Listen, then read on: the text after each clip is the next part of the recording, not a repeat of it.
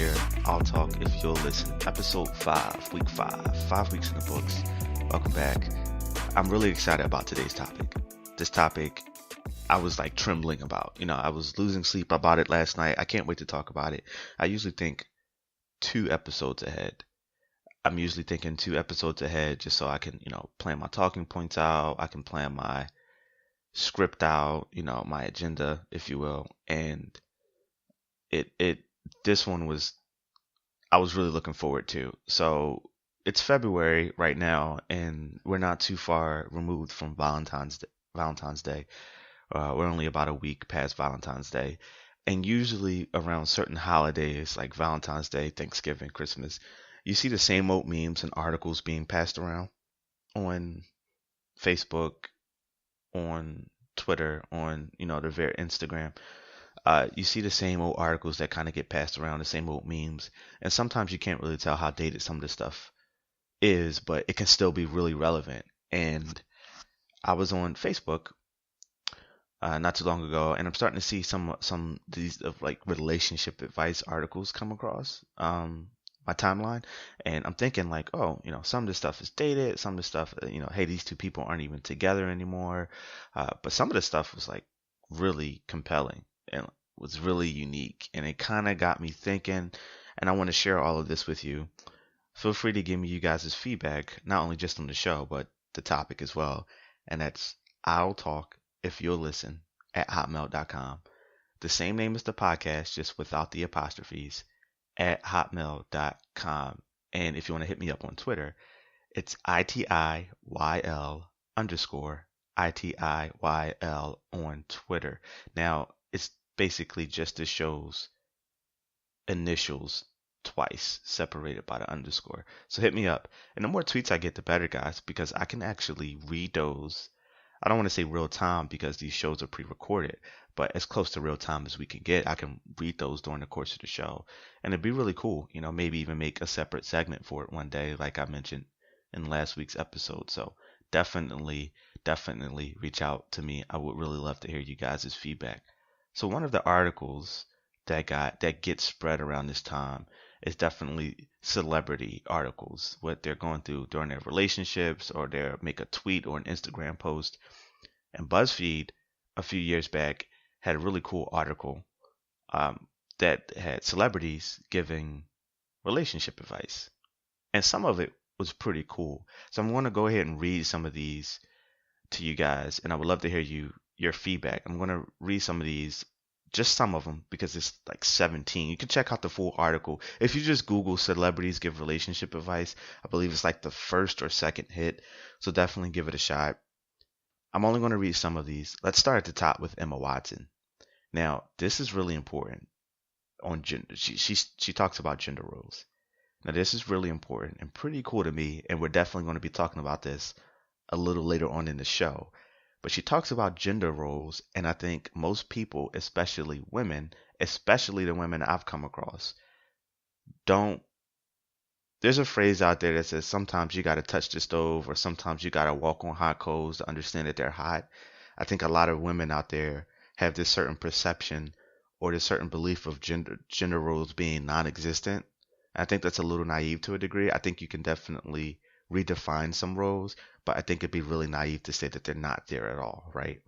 And I think Emma's statement is a key example of sometimes you got to touch the stove to know that it's hot. So this could be a wake-up call for a lot of people. So here's Emma on when she took a guy out once. I actually took a man out for dinner, and I chose the restaurant, and I offered to pay. And it was really awkward and uncomfortable. But the cool thing about it was we never were unwilling to talk about have the conversation about why it was awkward or why it was uncomfortable. We were able to have this dialogue. Now that's important because you have some people who try to act outside the norm, and it definitely just doesn't feel normal. It feels you feel uneasy. It feels awkward. You're not willing to talk about it, and you just want to act like it didn't happen. So I like how she called that out. The cool thing is, they were able to talk about why it was awkward, why it why it felt out of place. And I think that was a wake up call for her because, she said, hey, she took him out to dinner, she chose a restaurant, and she offered to pay. These are typical things that a man would do, or at least a man would feel like he has to do. So for Emma to kind of like step up and do that and then realize like, whoa, this makes me feel weird, I think that says a lot and definitely could be a wake up call for a lot of young ladies out there. Now here's Queen Beyonce on being friends first. Before I say this, I just want to say in this picture that they chose, Jay-Z's in the suit and he's not wearing socks. And I'm just going to say I'm not wealthy enough to not wear socks. That just looks uncomfortable. Looks very uncomfortable and awkward. But anyway, Beyonce has here, she says, "We have been together since I was 20 years old. We took our time and developed an unbreakable friendship before we got married." Now, this point right here, in my opinion, is debatable. And on one hand, I agree. You definitely need to have some semblance of friendship first, right? You have to have some commonality there, some similar interest there to build. You have to have a foundation to build on. It starts from the bricks, right? However, being in a relationship, a part of that is getting to know each other. It's a constant developmental phase of your life.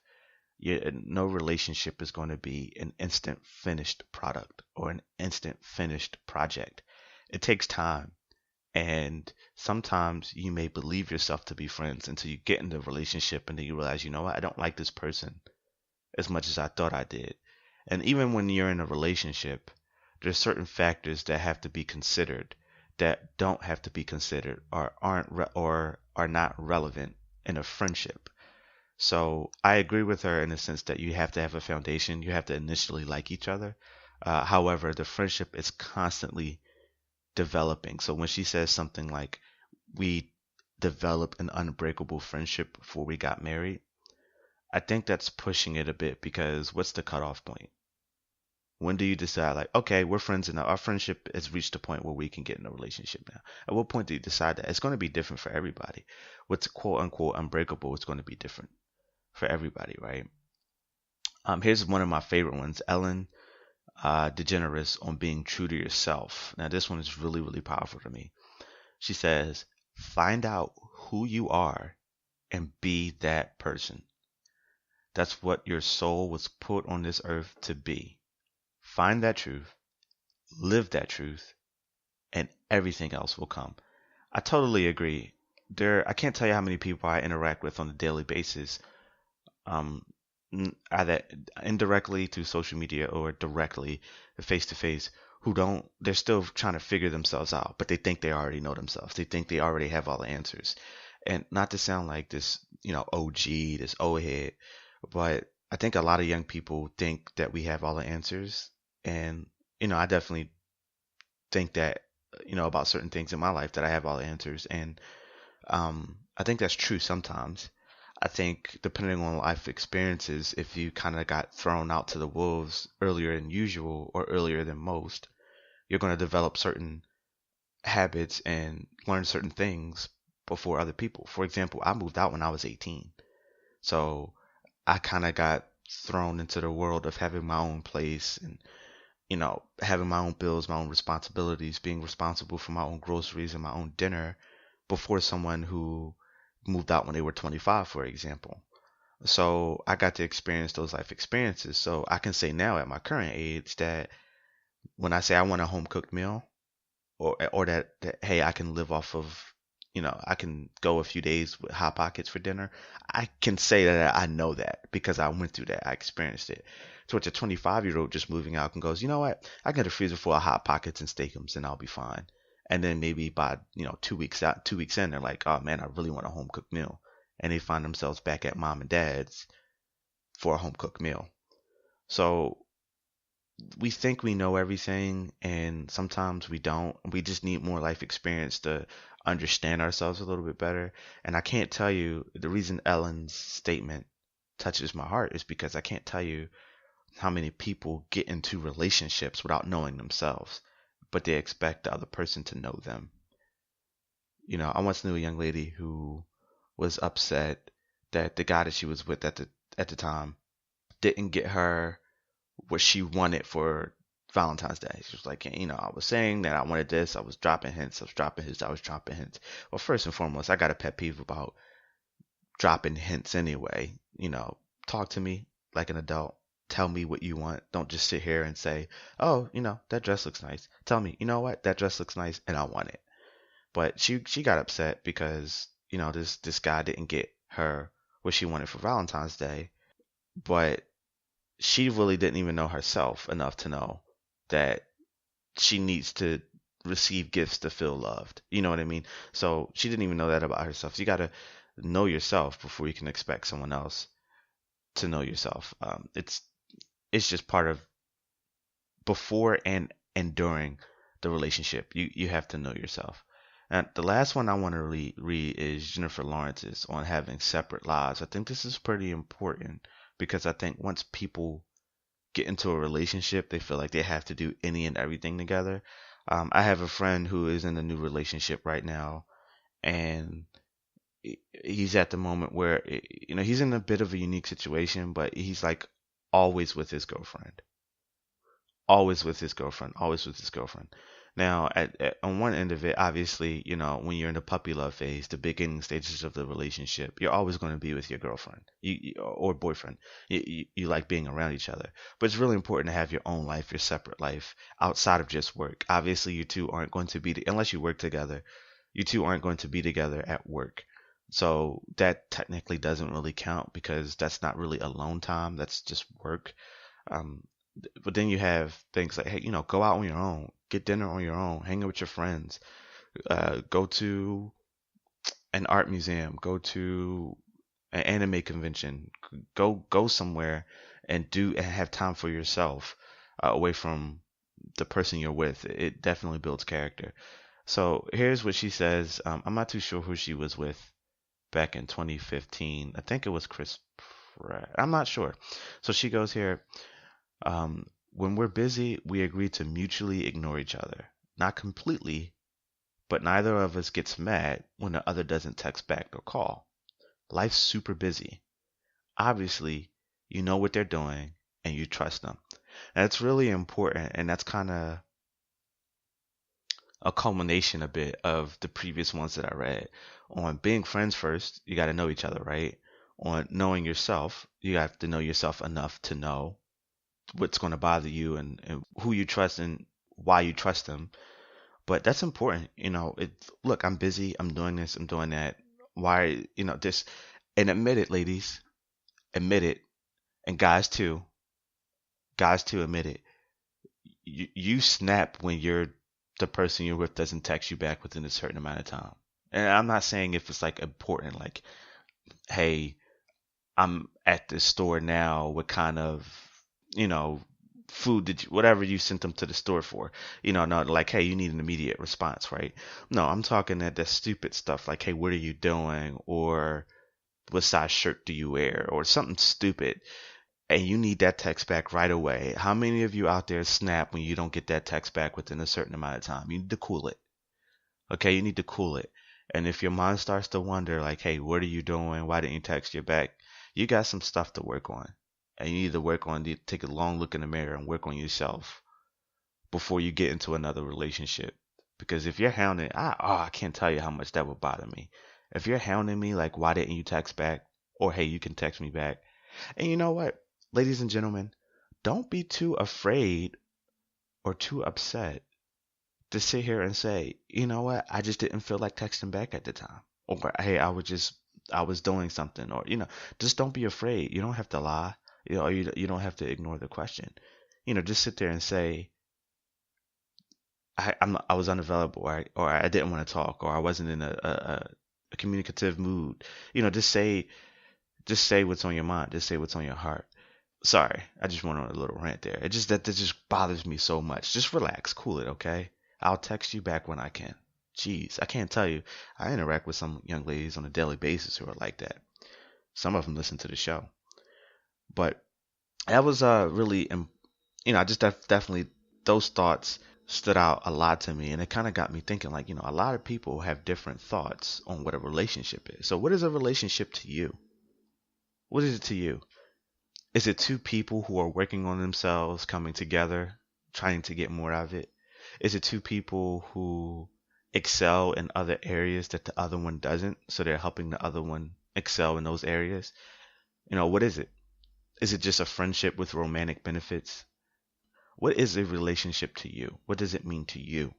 I would love to hear your thoughts. Remember, I'll talk if you'll listen at hotmail.com or ITIYL underscore ITIYL on Twitter.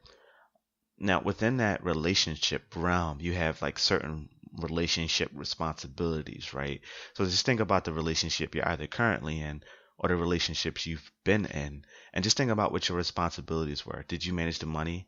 Did you manage the recreation? Did you manage the downtime? Were you the gift giver?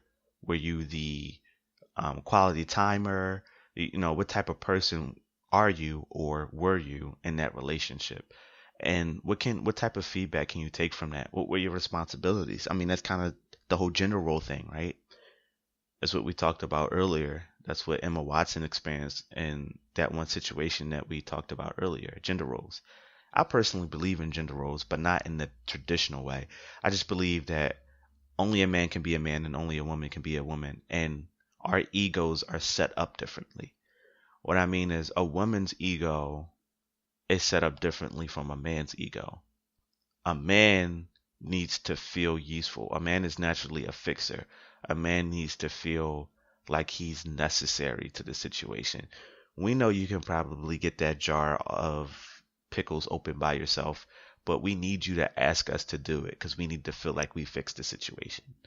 And as far as women go, we understand that you guys need to be told, you need to believe certain things in order to feel better. We need to tell you that you don't look fat in that dress. We need to tell you that you're not gaining weight. We need to tell you that, you're hotter than the younger girls, whatever it is. Now, obviously, these are generalizations, right? Obviously, not all women feel that way.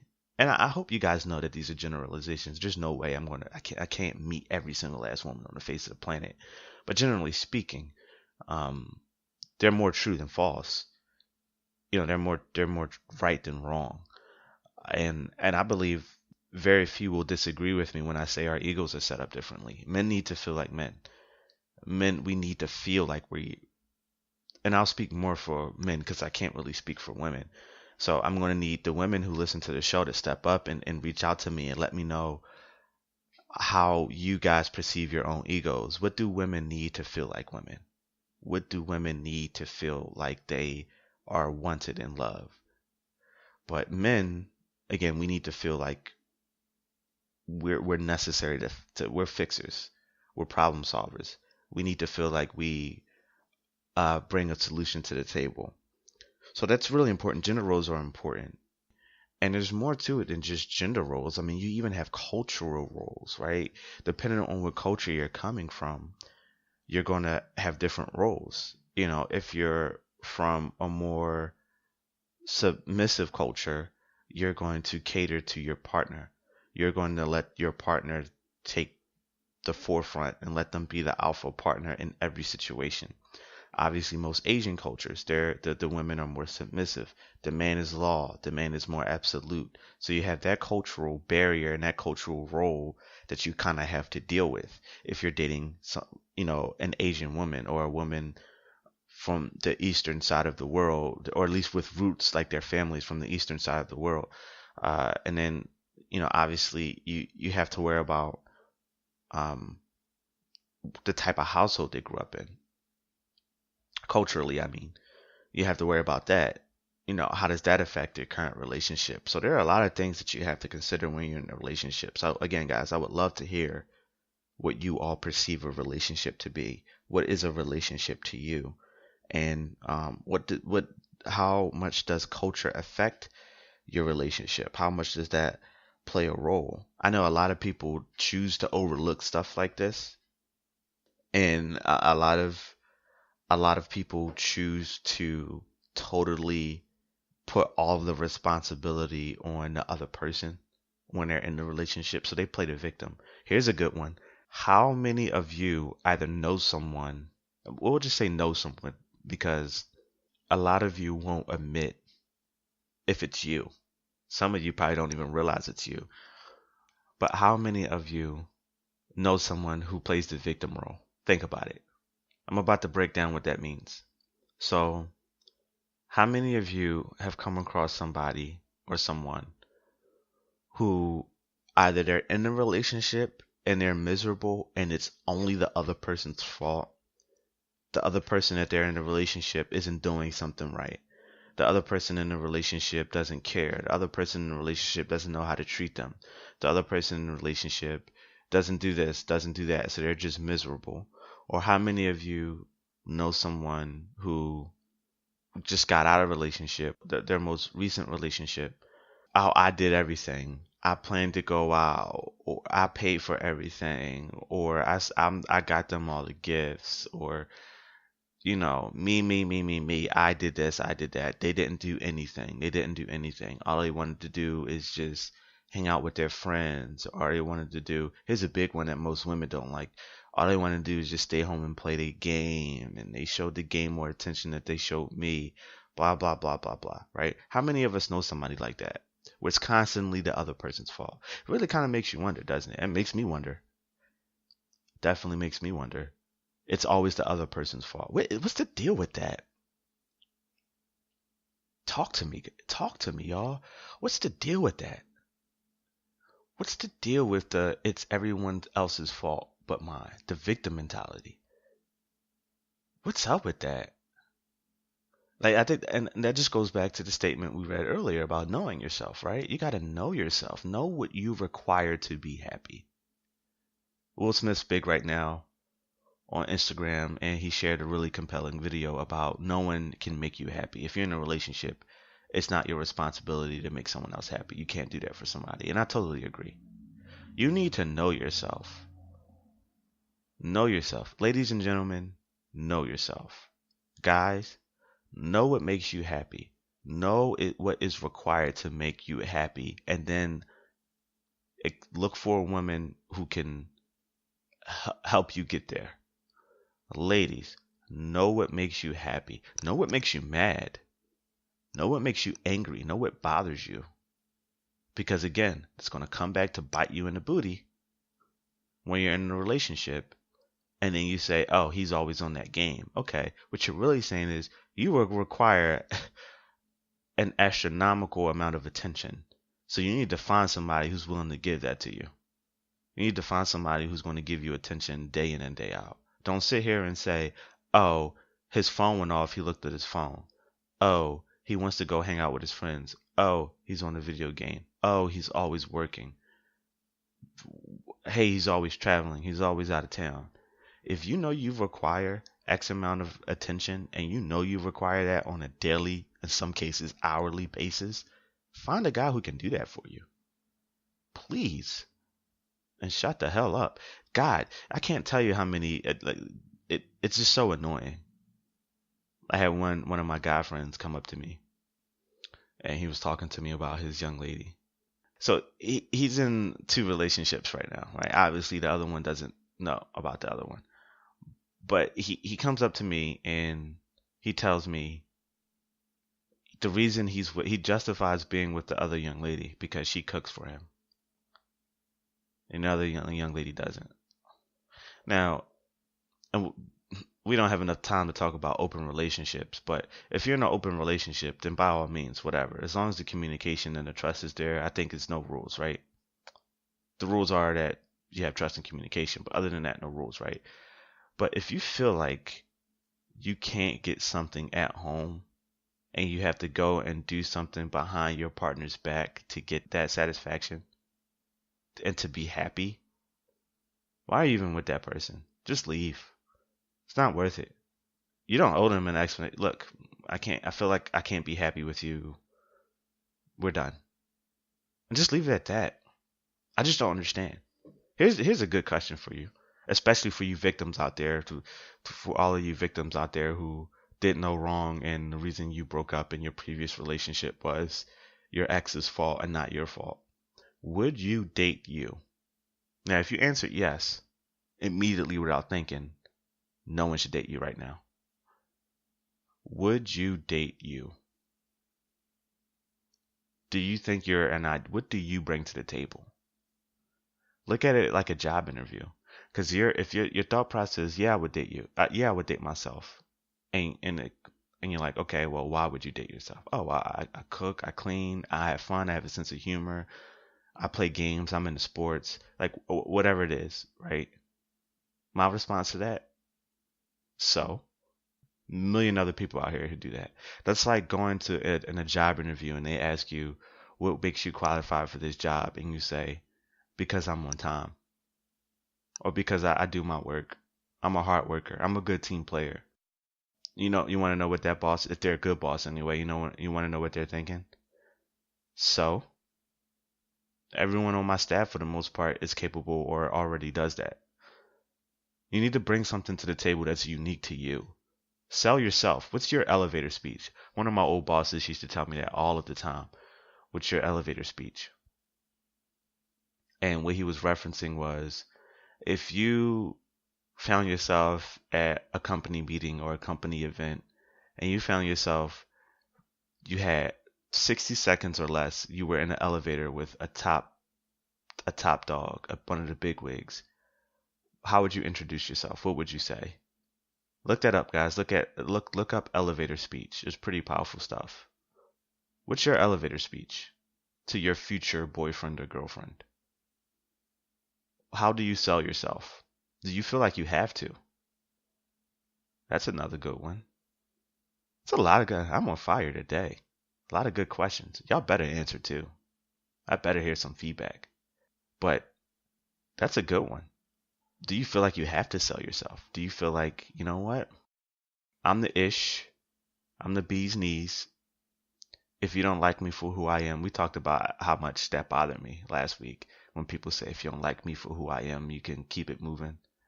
I think that is so immature to say. Some people out there genuinely believe that though, right now. They're like, you know what, if you don't like me for who I am, keep it moving. Now obviously if they're just like an acquaintance, okay.